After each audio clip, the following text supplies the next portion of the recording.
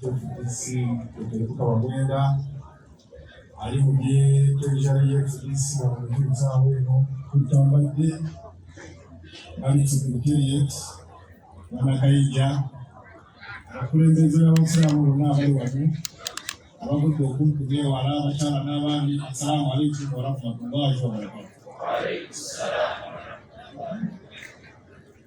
Nze ajja Bakari Maganda nange kyapanso FDC ekibuga ky'Ebinja. Edakiikedde engenda zikozesa ensibana nfe abavudde ewala abali wano bakolebeko abagenya bakulu salaamu ezijja kuba netendekera. Ojja kusooka n'abavudde ejjinja gy'enva osookanga nabyo wamudubulire fule salaamu ey'awamu eri abagenya bakulu shee. Assalamu alaikum wa rahmatullahi wa barakatuh. Abavudde Iganga banga bategekera okusaba okusabula fule salaamu ey'awamu.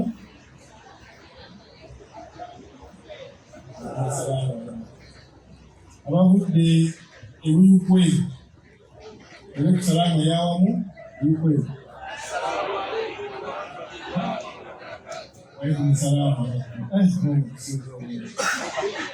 Abavudde Ebugiri fule salaamu ey'awamu.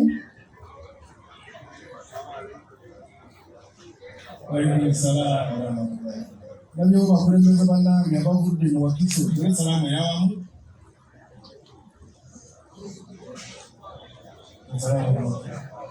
Abavudde Rubaga fule salaamu ey'awamu.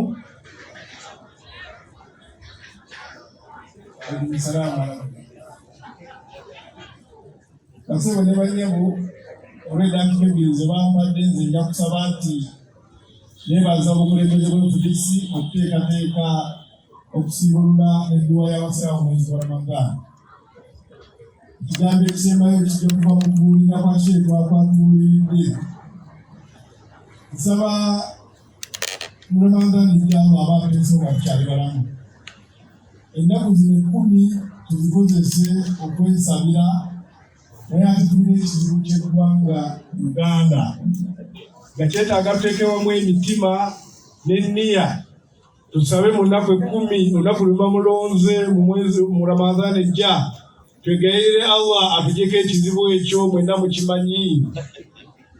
Ekizibu ekyo ky'abamaweza mu bukulembeze tukoze kye tusobola naye nga yeremeseza mu kulembeze olw'ebyokulwanyisa by'alina.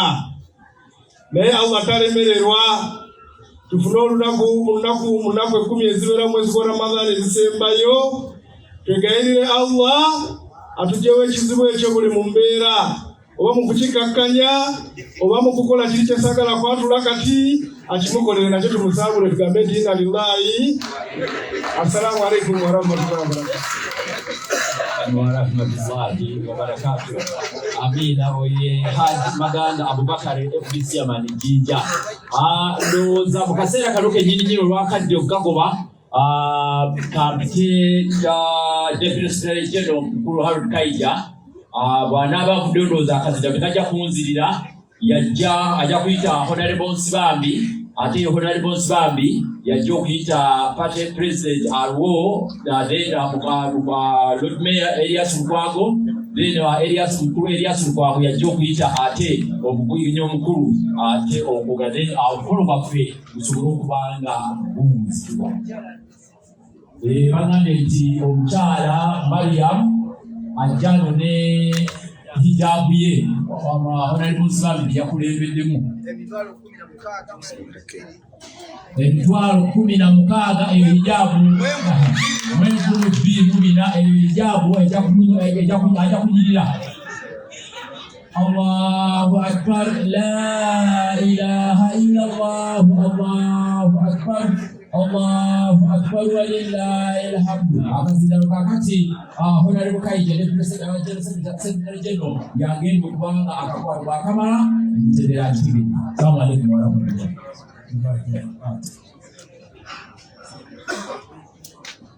Come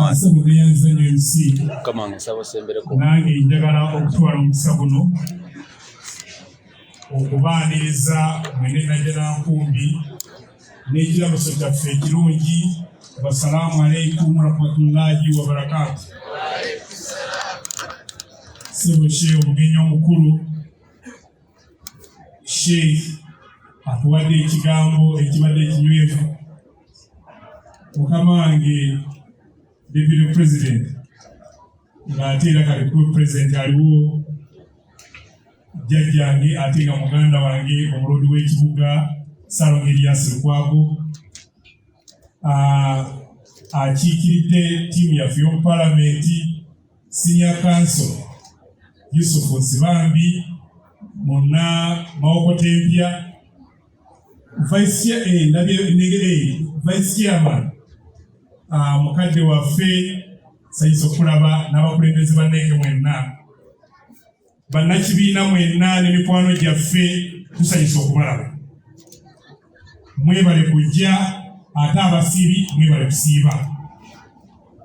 Buli nnaku zino 10 ezisembayo ng'ekibiina tuzitwala nnyo ng'ekikulu naffe okusiibuluka n'okuba n'edduwa tusobole okwogera eri Mungu nga tumuwa ku nsonga ezo eziba zitususeeko.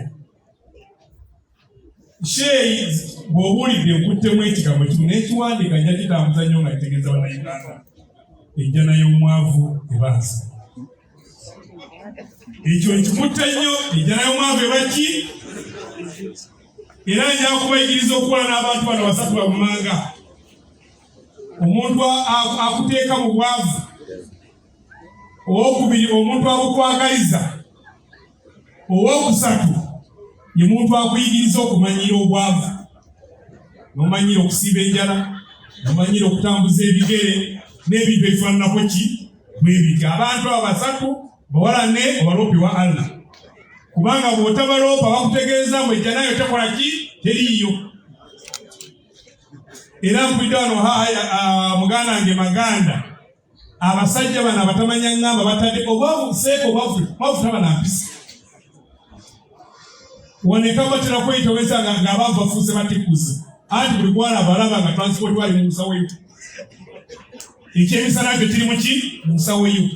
Era ayina kasente yafuga. N'osanga omuntu ng'oli gwamu akasente n'olimi ne lukola ki ne lukyuka.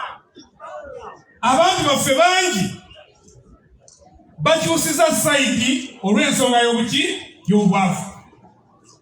Amuwadde kamwogo n'abantu akola ki kati olusalawo mugamba ng'oli ebigambo tebikyayaka. So seeka twetaaga tusabire eggwanga lino, tusabire abantu baffe balwane bave mu buki obwavu. Waakiri musigaze obwavu obw'essente naye temubana bwavu buno obwaki obw'emitima, kubanga abantu ababbya amabaati si baavu basente. Yabbi n'omukyala yeeyimiriziddwa bwagamba bamuwadde bbeeru ya miliyoni 10. Ezo sente situubira mu zigenda mugula.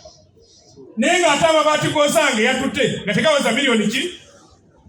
Waliwo omuntu gw'olabanga mugagga naye nga emitwalo 16 gy'alabyaga maama singa baziwadde ezi.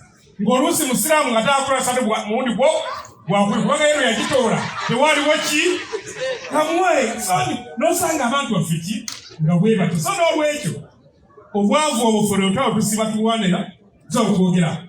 Nja kwogerako ekigambo kimu ekisembayo ku kigambo ky'okusiiba. Okusiiba abantu tubadde n'empisa, tubadde tetulimba, tetulyaza amaanya, tetubba, tetulina bunnanfuusi, n'empisa ezifaanana ki bwezi. Nammwe abalwana okulaba nga twejjako nakyemalira, naffe okubanga kwerekereza, kubanga okusiba kukola ki kwerekereza. Obunnanfuusi mubwejjeemu, obufere mubwejjeemu, obutaagaliza mubwejjeemu, okulwanyisa bannaabwe mukole eki. Buli mpisa gye mubadde nayo mu kisiibo n'obutabaala okulwana okwejjako nakyemalira, ebyo tubikola ki tubyetaaga. Ebyo ekisiibo kibituyigiriza. Era nsaba Allah atuyambe tusobole okukola ki okuva mu mbeera efaanana bw'etyo. Era nja kubatuusaako obubaka okuva ewa mukadde waffe Retired Colonel Dr. Kizza Besigye abatumidde n'abagamba yazze yingiri nga y'amaanyi mumalirize okusiba ate tukole ki tulange tugenda kukolera ddala. Era nga mbategeeza endowooza bali kulaiviye amaze okuwulira obubaka bukoze eki. Mukadde waffe Ssemujju naye yategeeza ali Mekka atulopera musajja ono ali mukwogera ali kukamba alimukera ensonga agikola ki naye agiropa tusobole okulaba ng'ekizibu kino bikivaako. Assalamu alaikum warahmatullahi wabarakatu. Kantwala omukisa guno okuyita ate pulida wange mukadde wange kanso Honorable Yusufu Nsibambi Mwanabawokota.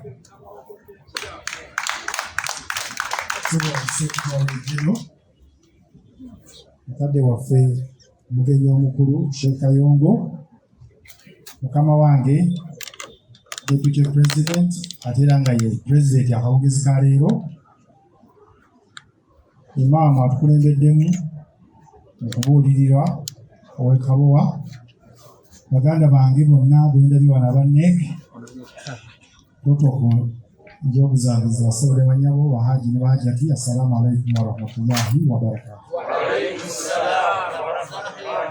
Olw'obufuula bw'obudde nsaba nkola omulimu gumu munansonyiwa tujja kwogererala ne mumanyi akadde kano ak'okusibulukuka tuyinza kwongeramu wadiki dakiika.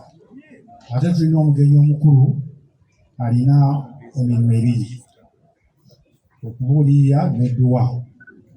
Ate mukadde wange Lord Mayor mukama wange alina naye omulimu munene okutuusa eddoboozi lya Party President.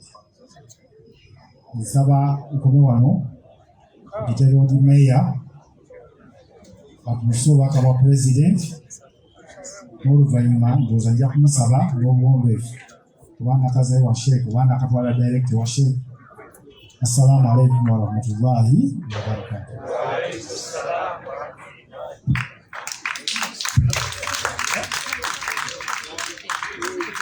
Mukadde waffe omugenyi omukulu Sheikh Zubair Kayongo, memba badek abali wano, Vice Chairman mukadde waffe Mukalazi, Secretary for Mobilization, my dear brother here, the Honorable Fungaro, all the way from Obongi. He represented us at the barrio. We lost a member.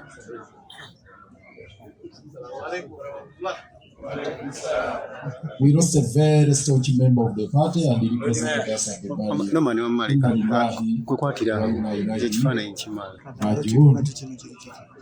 So Deputy Treasurer kyambadde here, Ssenkaggale w'ebyokulonda mu kibiina, toterebuka oba toterebuka. Omanyi erinnya lye ndyagala nnyo lizzaamu amaanyi. Tokola ki? Toterebuka bamwenda. Bachairperson Maganda abakiikiridde bulungi aba districts ez'enjawulo abali wano, bamemba bateeke mwenna mboogeddeko, abakulembeze mu biti eby'enjawulo, Sseewo muganda wange Honorable Yusufu Nsibambi ate era mmemba wa NEC, ne Seeka atubuulidde olwaleero Shebaale okuva Kabowa, bahaji ne bajjati bammemba b'ekibiina. Assalamu alaikum warahmatullahi wabarakatuh.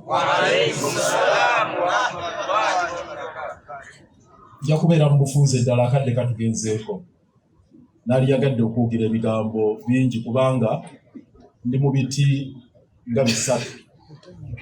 Sooka nkiikiridde Party President, the Honorable Patrick Oboy Amuriat, yantegeezezza olwaleero tutajja kusobola kubeerawo, era n'ansaba officially mukiikirire era nga siiza mutenguwa kuba kiikakatako ndi mumyuka we era nga nina okutuusa obubaka bwe. Nakiikiridde era Dr. Kiza Besigye kubanga nze mumyuka era saidi eyo naye obubaka bwe nga nina obutuusa. Nina obwange nga Deputy President owa Buganda, nze wali wadde n'ekiti ekyokuna eky'omulundi w'ekibuga Kampala. Naye akadde tekayinza kunzikiriza, naali yagadde nnyo mu biti ebyo byonna ngende nga nsensu. Naye munzikirize mu ddakiika emu bbiri nsooke obwa mukama wange akulembera ekibiina the Honorable Patrick Oboy abatumidde nnyo era n'abeebaza okuba nti nsobodde okubirizaawo ibaada eno y'okusiiba era n'enteekateeka yazuumyemu omutwe okulaba nga akola enteekateeka naye baza buli omu eyasobodde okukola enteekateeka eno. Muganda wange Walidi yansabye mu ngeri ey'enjawulo okwebaza olw'omulimu gw'okoze mu nteekateeka zino ne ttiimu yonna eyasobodde okukola enteekateeka. Webale nnyo era n'asaba tugende mu maaso nga tuweereza emirimu gya Allah wamu n'okusigala obumu mu kibiina ne mu nteekateeka zonna ez'okutabaala okununula eggwanga lyaffe. N'obubaka obulala bungi sijja kusukkako awo olwakadde. Ntandika no Dr. Kizza Besigye naye ndi mumyuka we People's Government era ndi mumyuka we mu PFT. Mukimanyi bulungi ababadde ku mutimbagano ebifaananyi bye mwalabyeko byabatiisizza nga mulabya endabika gyali musinungi. Ekyamazima tabadde mu ggwanga si kuba nti abadde muyiyi naye nga alina enkebere y'enjawulo yabadde ino okumukebejjebwako n'obukosefu oba mubaddeko bukolebweko. Yakomyewo bulungi mu ggwanga olunaku oluli olwokubiri era twabadde naye ku lunaku olwokusatu ekasanga nti tubaako bye twogera naye n'olwaleero tukedde mu miitingi Kitebe e Katonga tulunguludde akabanga akaweze miitingi bweva ssaawa 4 neggwa ssaawa 9 ebeera miitingi ddala. Sijja kusumulula birimu oba bye tukaanyizaako naye essaawa yonna agenda kwogerako eri eggwanga. Nzirimiza ebigambo bya Deputy Secretary General Mr. Kayiru Kyairia byagambye nti musuubire musinde gw'amaanyi kuba ye mumanyi bulungi tatya biduduma tasiba zikwera. Lozeera baganye ni muwatamye ikola ki kayise ekirala nti zangaala zitaliimu nnyini kiri ekirala sijja byogera.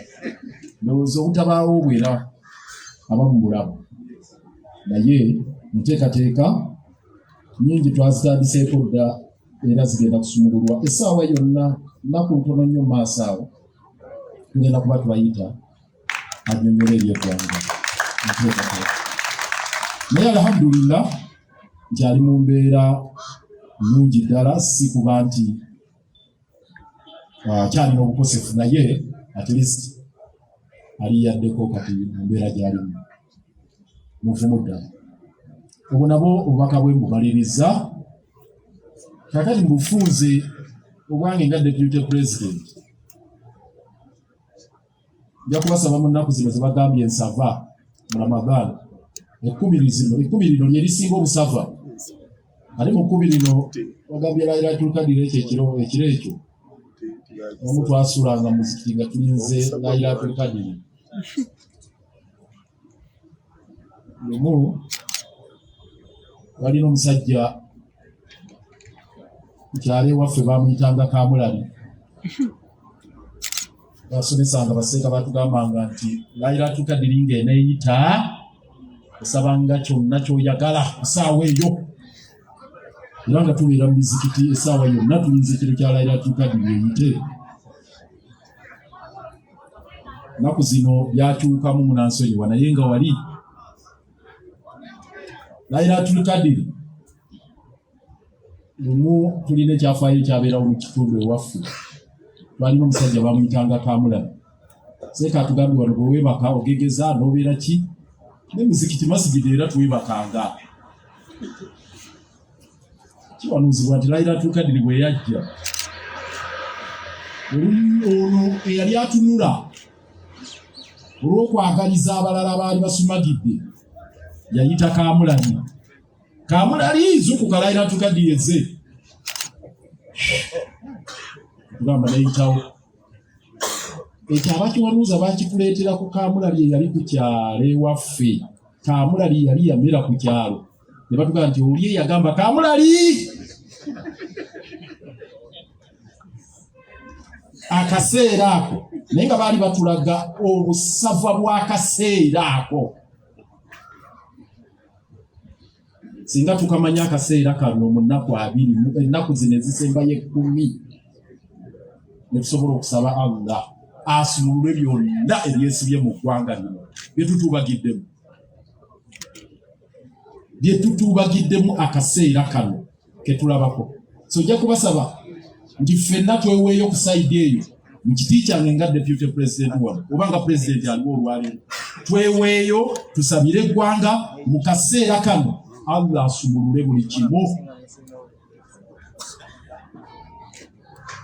Twabadde tuli mu nsi tetulabangako mbeera nga bweri, bulijjo beegaanagaana,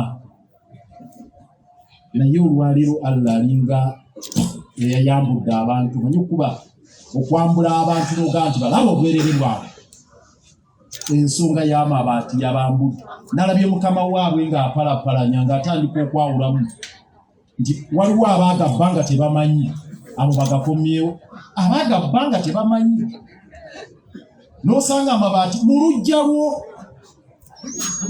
lwo wali nti baagabba nga tebakola ki, nga tebamanyi. N'agamba waliwo abaagabba olw'ebyobufuzi, yagiyise political, n'agamba ng'omusango mu byobufuzi gyabo baagabba olw'okuba yagambye nti abo si opportunists naye populists, nti lwa byabufuzi political favors. N'agamba abo agenda yamanye ekyo bakolako.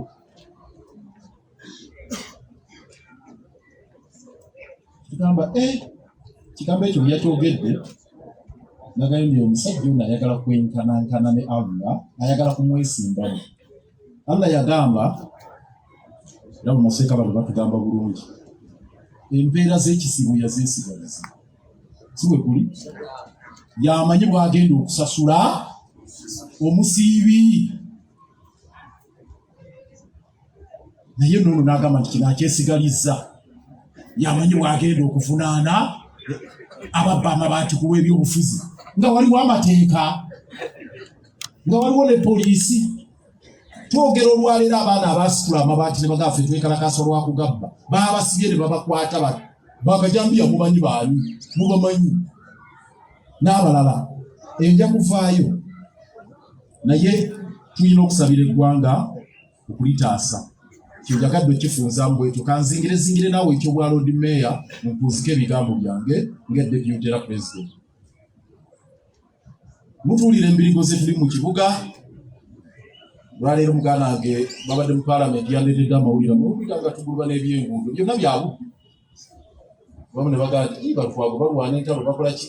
Zina bagamba amakanda nagasimbawo ku City Hall, era ne boogera bino ne boogera biri, emuzinga gwange weekuli awo. Lwe nasula nze mmanyi, nange kanjogere bwetyo ne nasula. Twakwata ku kyenguudo, atannalaba kinnya mu kibuga Kampala wano yatamanyi embeera bwefaanana. Naye nga tufunye triliyoni emu akatabalika kamu ka World Bank, ka Africa Development Bank, kabaga atisi mukoleeko ku nguudo. Ne batandika osigabana ne bagamba nti buli kilomita egenda kumalawo buwumbi 15. Nagamba ekyo kikafuuwe ne tuguluba. Naye ate ekinnenyamiza kwekulira amaloboozi. Ffe tusimbye ebizinga gyaffe tukuba ababbi, ate amaloboozi g'abannaffe ne mufeera ate nga bamba tukubaakuba. Kinaye kwabwe nabo balwana nnyo. Naye bagira bati ne bagira bati. Amaloboozi agamu tetujja gawuliriza. Kubanga tufiiza kukkiriza mbeera eyo. N'amawulire agavudde mu Parliament gye twatwala ensonga zino, lwali bagambye budget y'enguudo bagambye nti kegira eyimirira okufuusa ensonga Lukwago ze yatwalayo bazitunuddemu. At least awo wavuddeyo ku kamunyeero. Era bavuddeyo ng'ebintu nga basa mu kitongole awo ne bagamba naye owa ebintu nga bitukaluubiridde bakomyewo bonna. Mbadde wali ku City Hall nga nva mu meeting Katonga nga ntegeka okujja wano. Nga ndaba buli avaayo byonna nyiikadde. Nga sinnategeerera naye mbitegedde nga nsabya nga ntimanye ekibadde mu Parliament ne ngamba Allahu Akbar. Alhamdulillahi Rabbil Alamin. Ekyo Allah yeebale. Ekyo nja kikomyawo n'ebirala bingi ebikyagenda mu maaso. Ekisembayo kino nja kukyogera kya munda, naye guno omwaka ng'ab'ekibiina mukimanyi bulungi tujja kubayona okulonda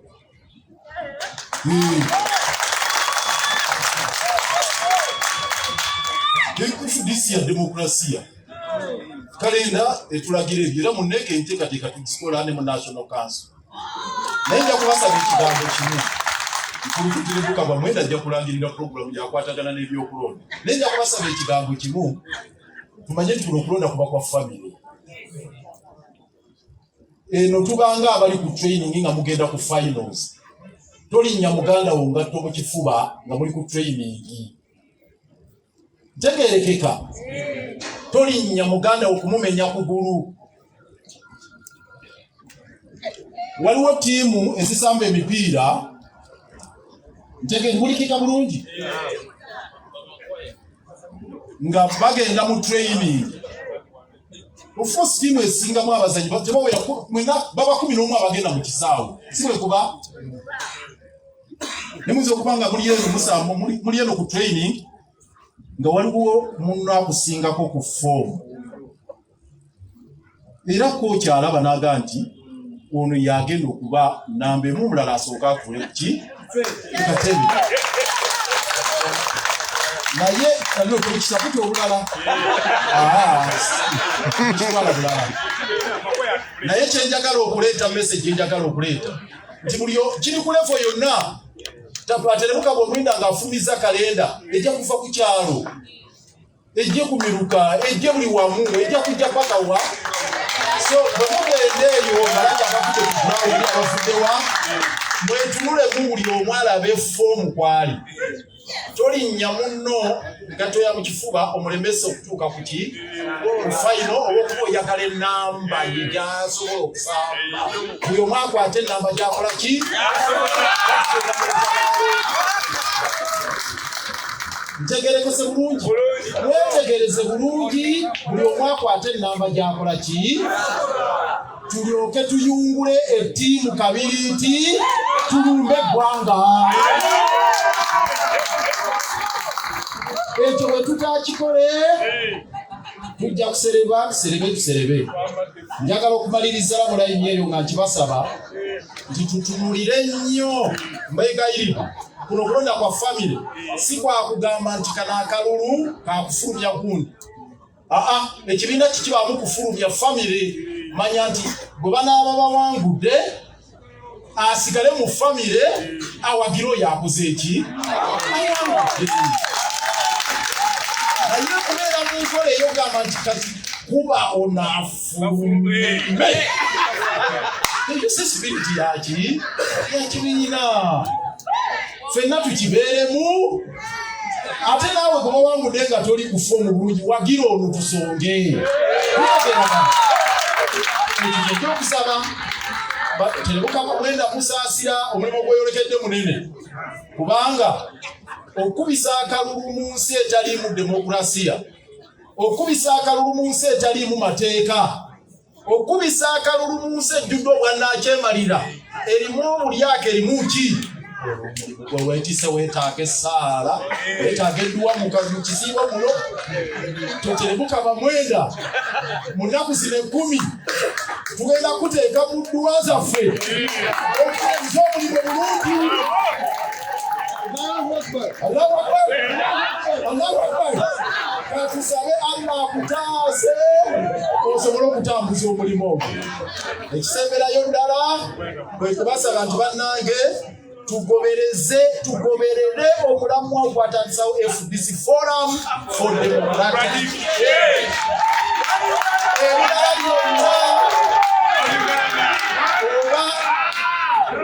Oba Kayiga yali akuwadde ekikumi oba teyali akuwadde kasita bulaba ng'alina omulamu ogundi ogw'enkyukakyuka ogwa forum ogwatandisawo ekibiina muleme gamba nti Kayiga oyo simulyangako mutwalo gwe ate Kayiga naawe omutwalo tokugaba lwekyo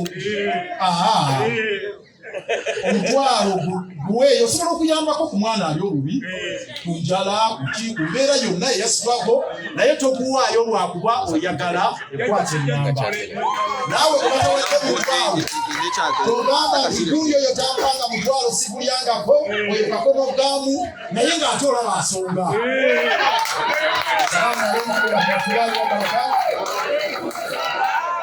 Ebigambo ebyo ssebusibaakasabe okugambo.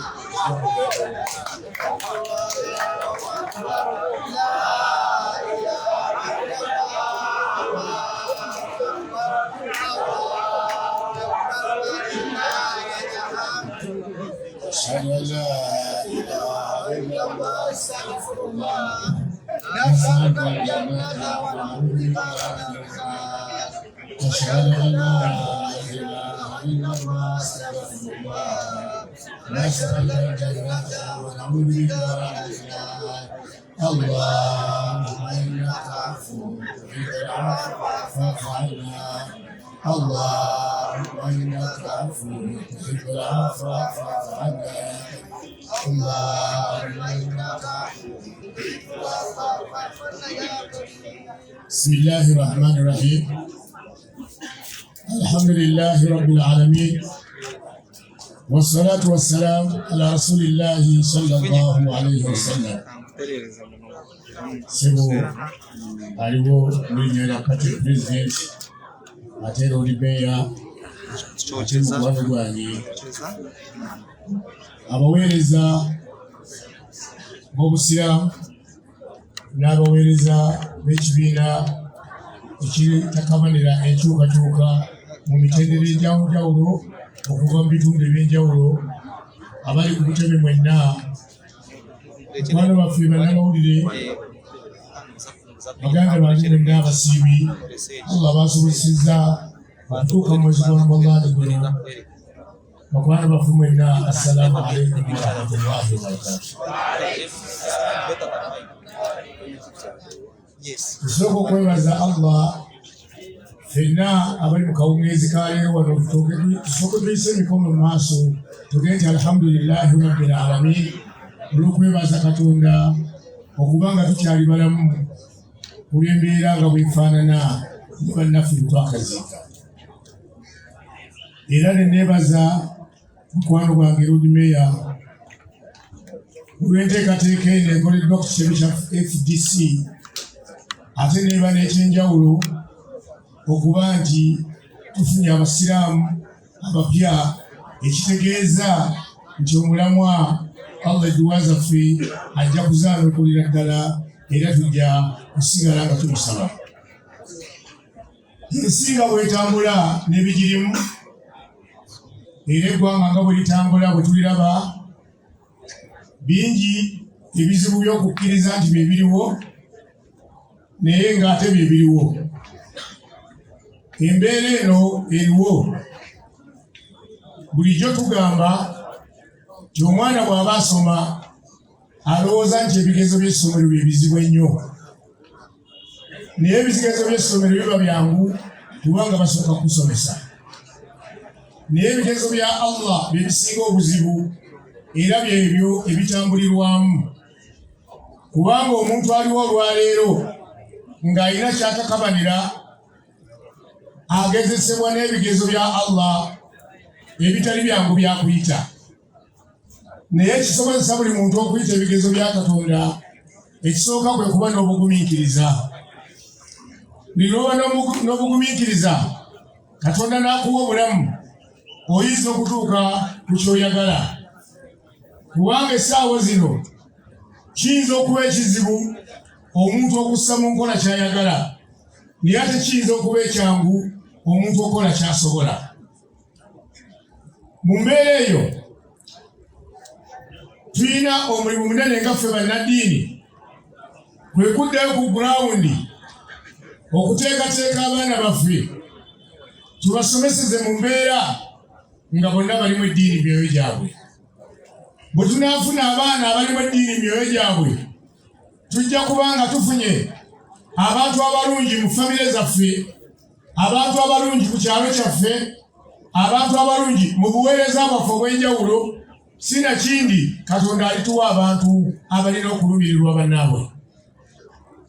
Teri kyabbeeyi nga kuba n'abantu mu ggwanga nga bateekeddwa ku mulamwa gw'eddiini kubanga omuntu buli lwaba n'eddiini ayanguyirwa okutegeera Katonda n'entegeera gy'ayinza okuyisa abantu bawangaaliramu. Naye omuntu buli lw'ataba na ddiini ayanguyirwa okukola ky'ayagala n'atakola ky'alowoozezaako. Kyabulabe nnyo okubeera n'abantu nga kuva mu ntandikwa y'okutegeera kwe mu buto nga balowoolezanga mulowoolezi. Ekitegeeza nti ne bw'aba akuze akaluubirirwa okulowooleza abalina obwetaavu mu ekyo kye baba beetaaga. Naye kye tulina okusaba Katonda atulungamize eggwanga lyaffe lyonna n'abalirimu, kubanga tojja kugamba nti ono aliveemu ojja kubanga tolina b'obeera nabo. Naye tusaba bonna abali mu ggwanga lyaffe Allah abatereeze emyoyo gyabwe bafune okulumirwa eggwanga awamu n'okulumirwa abakulemberwa, kubanga ebiseera ebisinga obungi akulembera ayinza okuba n'obuyinza obungi, naye ate akulemberwa ayina okuba n'obuvunaanyizibwa okutegeera mukulembera era n'amutegeera nga bw'aliwo oba nga Katonda bw'amukuwadde. Tetusaba Katonda nti eggwanga lyaffe aliseemu emirembe n'abaluubulira okubaako omuyinza batwala babenga nabo basanga emirembe. Omuntu abanga alina kyayagala ayingira ku nsobi z'oyo gwalwanagana naye, buli lw'otegeera ekizibu ekimufudde okuba nti si mutuufu ate gw'onojja ng'otereezezza byonna ekyo mukwano gwange kyayogedde nti tuleme kwesamba olw'okuba nti bwe tuneesamba tujja kulemerera okunyweza ate ebigendererwa bye mwagala. Era mukajja kano kennyini edduwa tegenda okusaba yakusaba Allah tutaasaako sheitaani ezze mu ggwanga ng'era bwanga tamanyi wadde eva bwe bufumbo obw'ekifuulannenge obuli mu baana baffe. Ekyo tekiyinza kubaawo nga tekimanyiddwa owayo kiva, kubanga tewali kibeerawo nga tekitegeerekeka.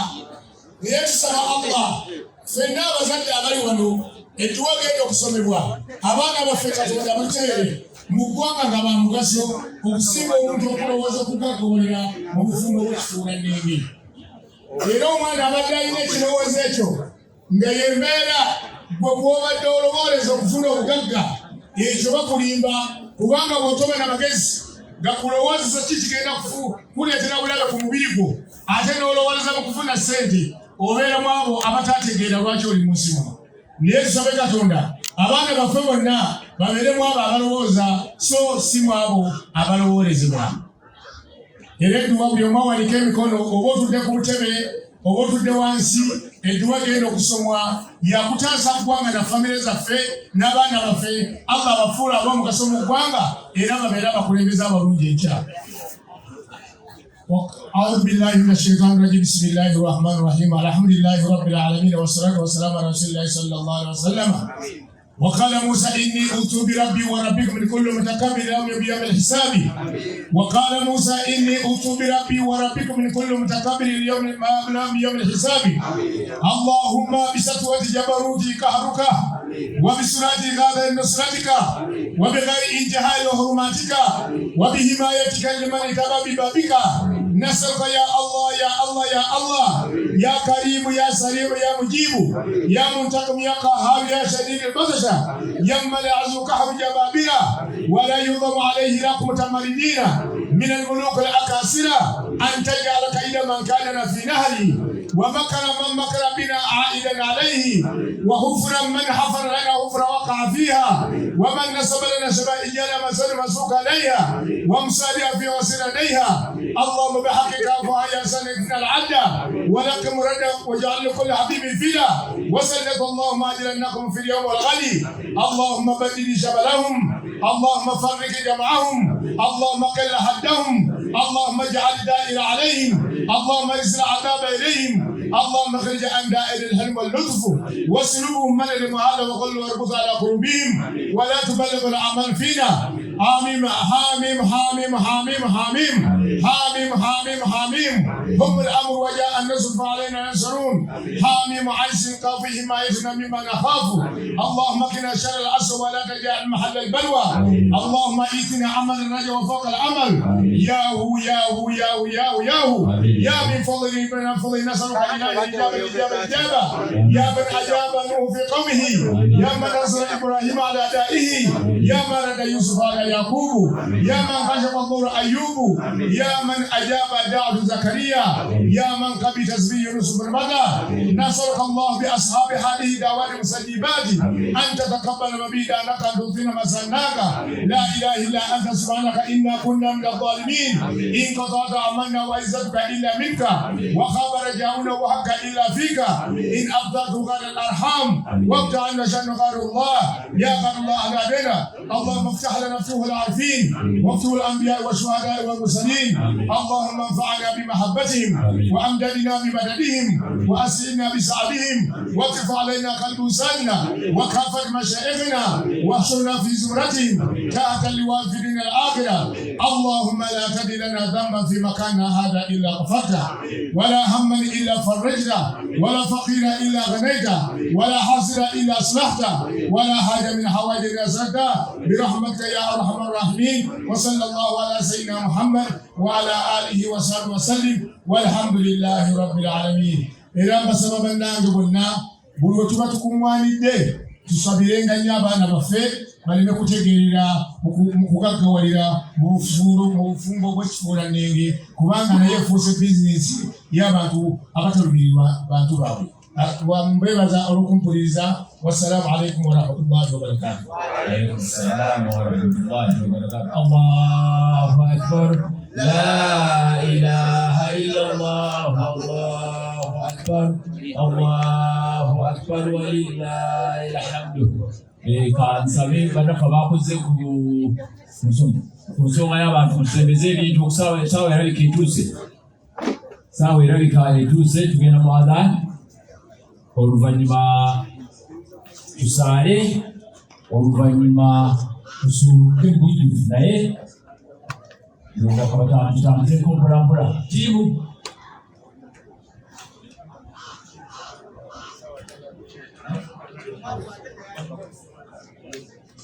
mulindeko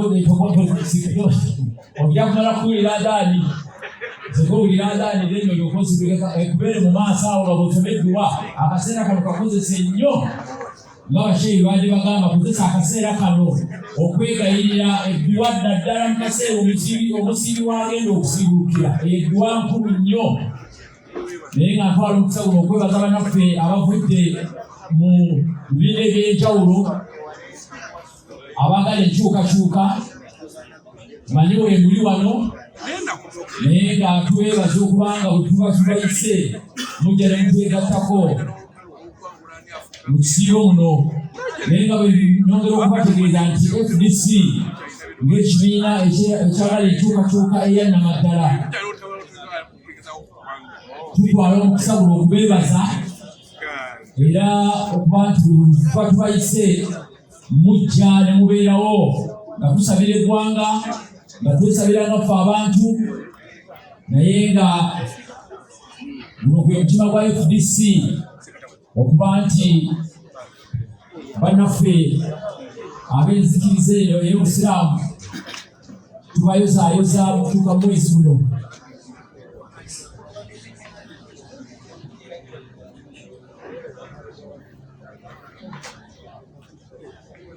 Kantwala omukisa guno ate okwanirizaako bangi nnyo. Mukulusi bambi mbadde njagala nnyo okwaniriza omukulu olwa mukulusi bambi bwali kubanga olwezo nga mukulusi bambi y'omu ku bantu bemmanyize ne musajja munabyamiza nnyo abamusinga obungi. Amannya agange bampita Dumba Suleimaani abaweereza omupiira era emyaka gyonna ate nga ndi musajja wa byabufuzi ate munnamawulire. Nange njagala kufuga muwulizi wa kibiina naye njagadde okwanjula omukulu ono nga mukulusi bambi waali kubanga mukulusi bambi y'omu ku bantu bannabyamizannyo beetinga okuba nti mpa ekitiibwa nti akwata mu nsawo n'akiikirira eggwanga Uganda tikyetegeeza mu ekyo ng'omwana gwazaala akutte ebendera ya Uganda naye gavumenti ewadde ensimbi ekyo kintu si kitono n'akamu n'akeddala kyova olabanga njagala Nyanjula bamusiba njagala Nyanjula omukulu oyo mukulu Isa Sekatawa abamumanyi obungi mu myaka gye 8 Isa Sekatawa yavuga n'okwambala engato n'etuumwa Isa Sekatawa simanyi abakulu mukulu Sekatawa mbadde nsaba otwole ku salaamu oyo yali munyeenyi ya Uganda yakwata bendera ya Uganda Isa Sekatawa era mukama wange ngenda kukyazaako ku TV obulye bannayuganda bamanyi ebifaananyi oyo yakubanga amakoolo abatamumanyiiko abamuwulyako obukulusibaambi era nze mutwadde b'emizannyo b'ensibo okuwa ekitiibwa gwe nkyasinza okuwa ekitiibwa mubonna tuwulira mu biliyoni na biliyoni za sente zigenda kuddaabiriza ekisaawe nga sente ziddaabiriza ekisaawe zisinga ezazimba ekisaawe mu byemizannyo ekikyabako muwuliddeyo ntwaludde biliyoni na 19 zebasaba ate za 30 phase nze munayamuzanya ngobererawo nnyo so mu mbeera eyo yoza agaani egende maaso bwemuniwulira nga buli omu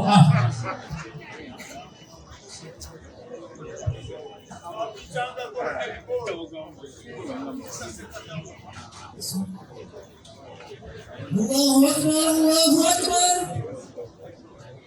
Allahu Akbar, Allahu Akbar.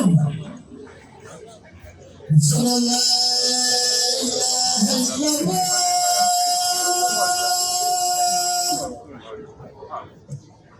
Ashhadu an la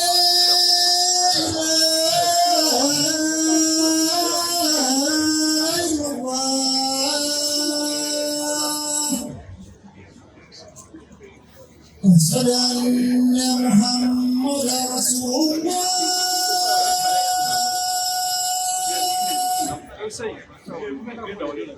أشهد أن محمدا رسول الله